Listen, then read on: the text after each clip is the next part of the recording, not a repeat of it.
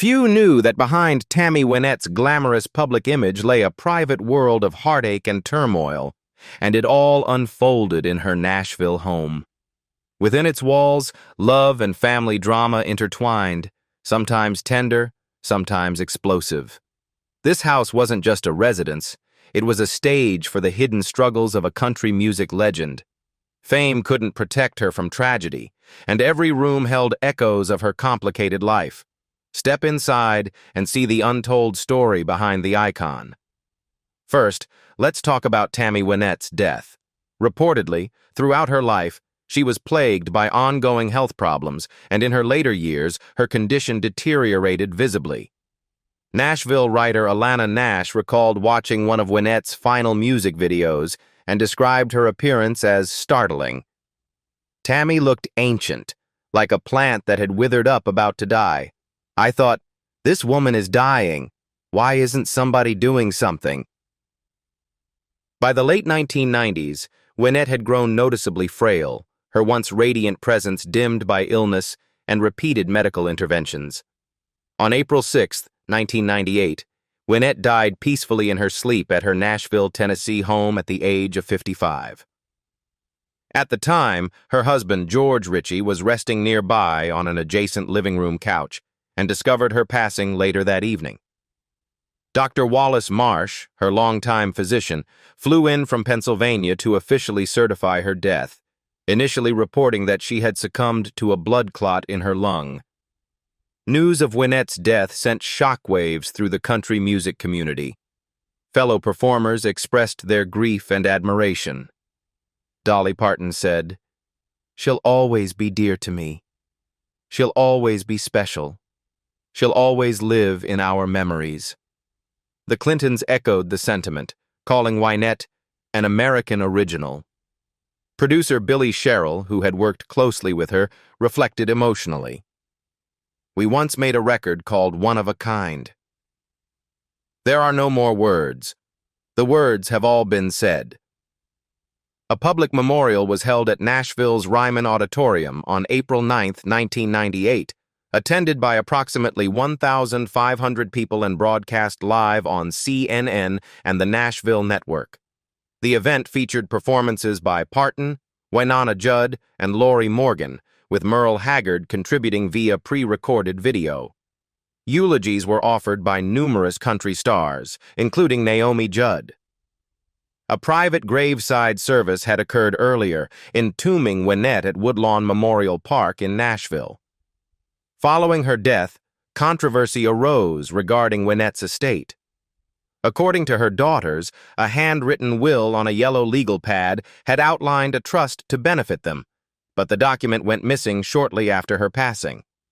George Richie assumed control of the estate, receiving $1 million from Wynette's policy and an additional $1.4 million from his own insurance.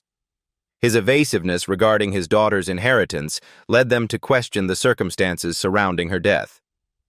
Subsequent investigations by reporter Jennifer Krause revealed that Wynette had been receiving prescription medications through Care Solutions Incorporated in 1998.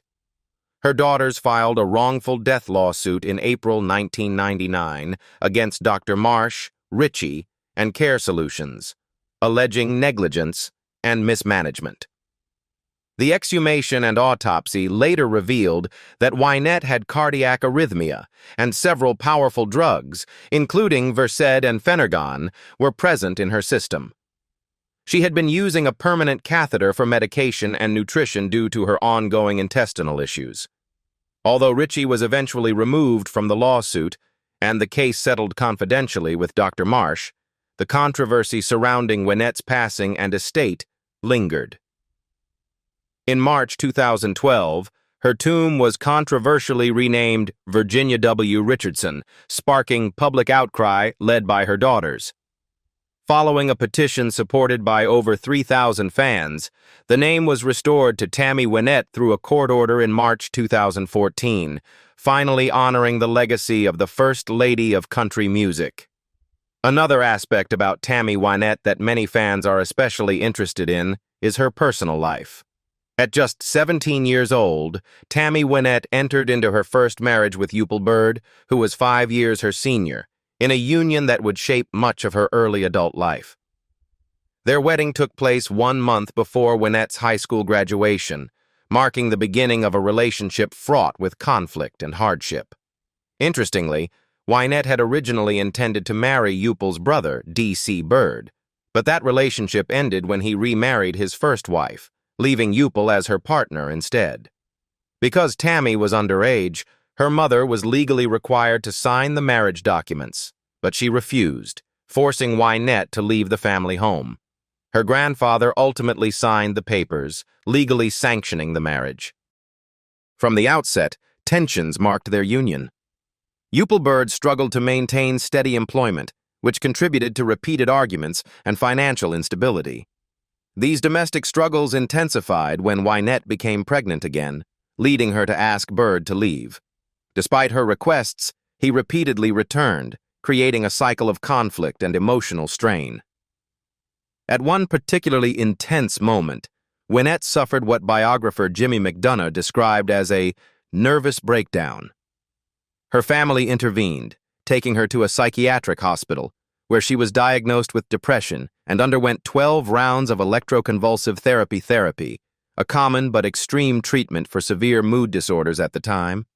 Even after her hospitalization, Wynette remained determined to end the marriage. Her mother's disapproval, however, forced her to proceed cautiously, and she secretly relocated with her children to Birmingham, Alabama, in an effort to protect them and herself. Yet Bird reappeared, and out of a mix of hope and obligation, Wynette briefly tried to reconcile, giving the marriage one more chance. The underlying issues, financial instability, personal differences, and emotional strain, remained unresolved, and the couple ultimately divorced in 1965. One of the most poignant moments of their relationship occurred in the years before their separation.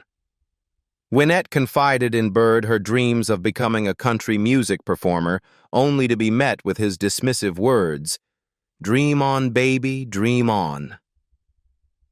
A decade later, fate brought them together at one of her concerts. When Bird asked for her autograph, she wrote a subtle, witty message, "Dream on, baby. Love, Tammy." Despite their turbulent history, Wynette and Bird maintained occasional contact through family gatherings as he attempted to reconnect with their 3 daughters. Tragically, in 1996, Bird died in a car crash, closing the chapter on a relationship that had been both formative and fraught with challenges in Wynette's early life. This first marriage, marked by struggle and resilience, ultimately shaped Wynette's personal and emotional journey, influencing her music, her maternal identity, and her determination to pursue her dreams against adversity. Tammy Wynette's arrival in Nashville in 1965 marked a pivotal moment in her personal and professional life. Fresh from her small-town upbringing in Mississippi, she sought to pursue a career in country music, carrying little more than ambition and her natural talent. It was during this period of transition that she encountered Don Chappell, a young man working as a front desk attendant at the Red Anchor Motel, where Wynette was temporarily staying. Chappell, himself an aspiring musician and songwriter, spent his days managing the motel's front office, attending to guests, and nurturing his creative ambitions. Their meeting, though seemingly ordinary, soon evolved into a romance, fueled by the daily interactions and long conversations that began to bridge the gap between 2 lives rooted in different worlds, yet united by the lure of music and possibility. Chappell's presence in Wynette's early Nashville days offered both companionship and an introduction to the city's burgeoning music scene. He was not only attentive but ambitious, and his songwriting talent would later find recognition in the country music world, most notably with compositions such as "When the Grass Grows Over Me," which George Jones famously recorded to commercial success. Despite the budding professional promises and personal warmth, Chappell and Wynette's relationship moved quickly from courtship to marriage, and in 1967, they wed, solidifying their bond at a time when Wynette's career was only beginning to take shape. However, The marriage soon faced strains. Wynette's career was accelerating, and during this period, her growing connection with country superstar George Jones would become a defining and ultimately disruptive influence. By 1968, less than 2 years after her wedding, Wynette and Chappell divorced. The dissolution of their marriage was not only fueled by her emotional attachment to Jones, but also by serious personal grievances. In her later autobiography, Wynette claimed that Chappell had taken and circulated nude photographs of her among his male colleagues, a deeply personal betrayal that reportedly compounded the tensions in their short-lived union. Chappell consistently denied these allegations and went further, filing a lawsuit against Wynette seeking $37 million, asserting defamation and reputational harm. Despite the acrimony and legal battles that followed, Chappell and Wynette's marriage produced no children. The two went their separate ways, with Wynette's career continuing to flourish and Chappell eventually fading from public prominence. Don Chappell passed away in 2015, leaving behind a complex legacy intertwined with one of country music's most iconic figures. Their story remains a striking chapter in Wynette's life, highlighting the personal struggles and public scrutiny that often accompany the path to fame. And the final marriage on July 6, 1978, Tammy Wynette married her fifth husband, George Richie, a seasoned songwriter, music publisher, and record producer. Richie's career had already intertwined with country music royalty. Many of his compositions had been recorded by George Jones, Merle Haggard, and Wynette herself, establishing a long-standing professional relationship between the two. Their connection, however, deepened under more personal circumstances. Several pivotal moments in Wynette's life, including her recovery from illnesses and hospital stays, brought Richie into her orbit not just as a collaborator, but as a source of care and support. Following a recording session one evening, Richie professed his love, and the two were soon married, beginning a union that would last until Wynette's death 2 decades later. Immediately after marrying Wynette, Richie assumed the role of her full-time manager, a position that allowed him to exert substantial control over her professional and personal life. One of his first acts was to dismiss several of Wynette's female road crew members. "I cannot start a life with and build a relationship with Tammy and her girls when I'm living in a female dormitory," he reportedly told one of the affected employees. Alongside this, he took control of Wynette's finances, consolidating power in both her career and household. While Richie's management brought structure to some aspects of Wynette's work, it also created friction with her loved ones. Georgette Jones, Wynette's youngest daughter, later claimed that Richie tried to isolate her mother from close friends and even interfered in her own relationship with her father, George Jones. Older daughter Jackie Daly alleged that Richie played a role in enabling Wynette's struggles with prescription drugs, a claim echoed by other friends and associates. Country singer Lori Morgan suggested that Richie's motivations were financial, implying he was primarily interested in Wynette's wealth and earnings. George Jones, reflecting on the marriage, remarked ambiguously, "I believe a lot of things went on that shouldn't have went on." Let me put it that way. Despite the criticisms and allegations from family and friends, Wynette publicly maintained that she loved Richie, even as those closest to her believed she regretted marrying him. Georgette Jones later described the relationship as emotionally abusive, highlighting the tension and complexity that characterized their life together. Yet, the marriage endured for 20 years, surviving personal and professional challenges until Wynette's death in 1998. After her passing, Richie went on to marry former Dallas Cowboys cheerleader Sheila Slaughter in 2001. He died in 2010 at the age of 74, leaving behind a legacy entwined with both Wynette's final years and the broader history of country music. In addition to Tammy Wynette's scandalous marriages, her children are also a subject of interest to the press and fans. Following some sources, Tammy Wynette was also a devoted mother who balanced the demands of a high-profile career with the challenges of raising 4 daughters. 3 of her children, Gwendolyn Lee, Jacqueline Faye, and Tina Denise were from her first marriage to Upal Bird. Their first daughter, Gwendolyn Lee, was born on April 14, 1961, followed by Jacqueline Faye on August 21, 1962. These early years were filled with both joy and challenges as Wynette navigated her burgeoning music career while caring for her growing family. Her third daughter, Tina Denise, was born on March 27, 1965, 3 months premature and weighing just 2 pounds, 3 ounces, 990 grams. Tina's early days were fraught with danger. At only 4 months old, she was diagnosed with spinal meningitis and had to be isolated in a hospital for 17 days. Determined to give her daughter the best care possible, Wynette borrowed several $1,000s from her uncle to cover the mounting medical expenses. Against the odds, Tina made a full recovery, a triumph that would later be immortalized in her musical collaboration with her mother and stepfather in 1975. The trio recorded the album George and Tammy and Tina, blending family and music in a unique and intimate project that celebrated their bond. Wynette's fourth daughter, Tamala Georgette Jones, was born in October 1970, the only child from her relationship with country legend George Jones. Georgette would grow up in the public eye, yet carved her own path in music. As an adult, she developed a successful country music career, recording 5 albums and touring internationally, continuing the family's musical legacy while honoring her mother's influence.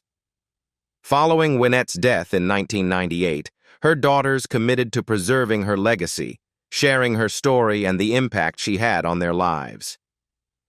Jacqueline Daly published a memoir in 2000 titled Tammy Wynette.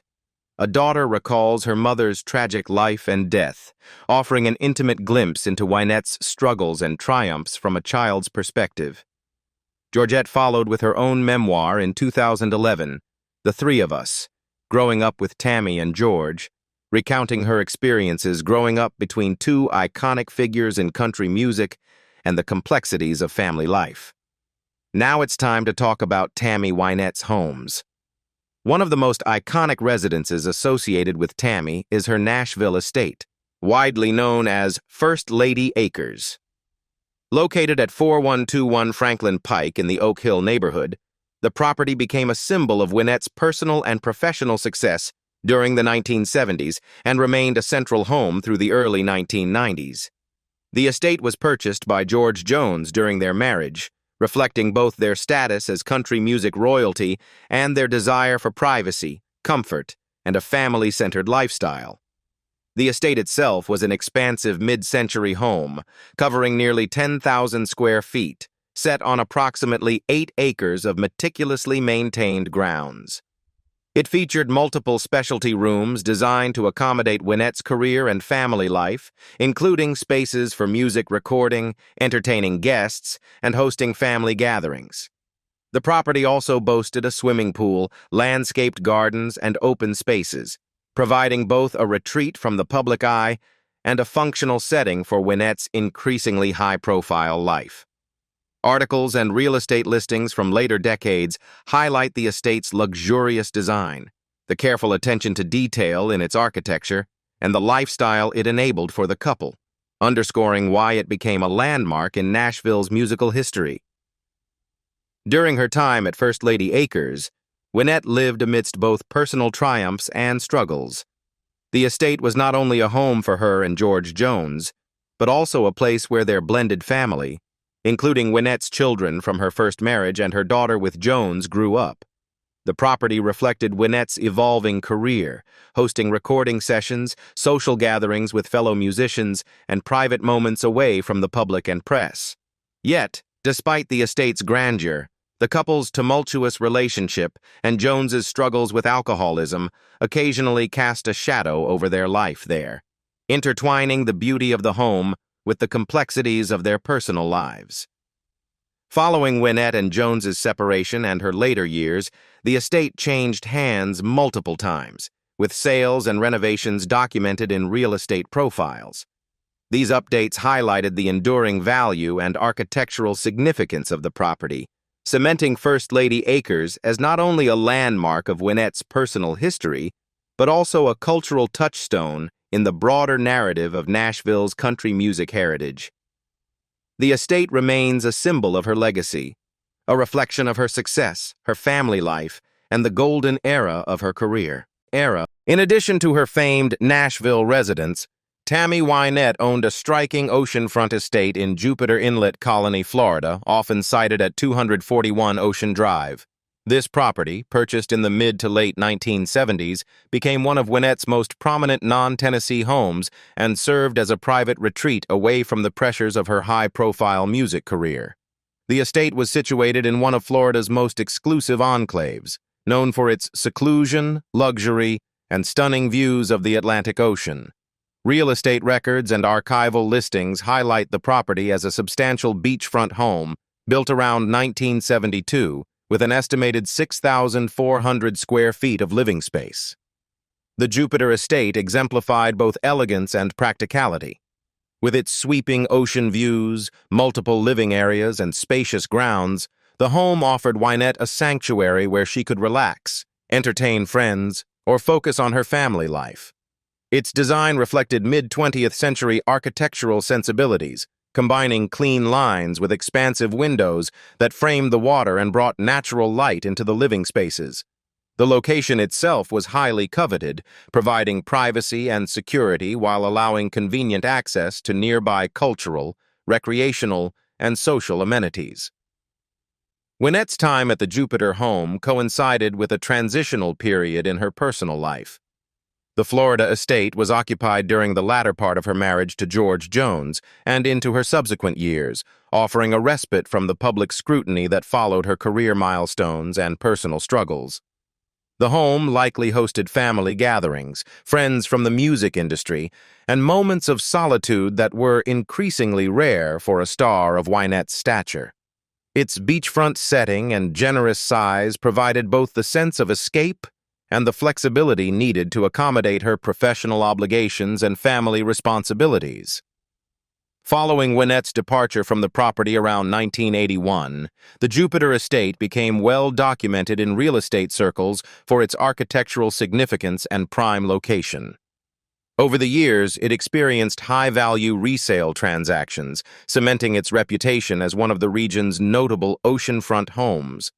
The estate remains one of Wynette's better-documented residences outside of Tennessee, serving as a tangible reminder of her life beyond Nashville, a period marked by both personal reflection and the pursuit of tranquility by the sea.